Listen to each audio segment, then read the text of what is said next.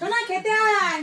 ও আসছি, এই তো। কেন ভাত বেড়ে ফেলেছো? হ্যাঁ ভাত বেড়েছি, চলে আয়। তো চলো চলো আসো, তোমার ভাত করা। গরম গরম ভাত করেছি। আচ্ছা, গরম গরম ভাত হলো। সকালে ভাজা ছিল। হ্যাঁ, সে তো ভাজা ছিল। হ্যাঁ, আর ডাল ছিল। হ্যাঁ, ডাল আর এখন ভাজা তো এখন করেছিল। ডিম করেছি, এই ডিমে আলু দিয়ে একটা কষা করেছি এখন রাতের খাবারের জন্য। হ্যাঁ, ঠিকই সকালে আছে। মাছ খেয়েছি, এখন কি রাত্রে ডিম করেছি।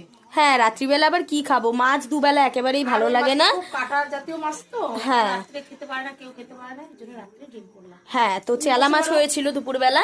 তা ওটা ভীষণ কাটা হয়, এই জন্য খাওয়া যায় না। এই জন্য মাকে বলেছিলাম এক বেলার মতো ওটা আনো, রান্না করো, আর রাত্রিবেলা অন্য কিছু একটা খাবো। হ্যাঁ, তো অন্য কিছুই বানিয়েছি। তো লাস্ট আরেকবার আমি বলে দিচ্ছি, এই যে গরম গরম ভাত এখানে করেছে, পেঁয়াজ কলি আলু দিয়ে ভাজা, শিমও দিয়েছে এর মধ্যে, আর তার সাথে খাওয়ার মতো দিয়েছে মুসুর ডাল। আমি একটু হালকা পাতলা করেই বানাতে বলেছি, একদম পাতলা করে মুসুর ডাল।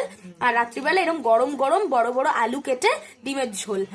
তো আজকে রান্না বান্নাগুলো আপনাদের কেমন লাগলো সেটা কিন্তু অবশ্যই জানাতে ভুলবেন না। আর আমাদের ভিডিও আপনাদের কেমন লাগে সেটাও কিন্তু অবশ্যই জানাতে ভুলবেন না। আজ এইটুকুই, টাটা।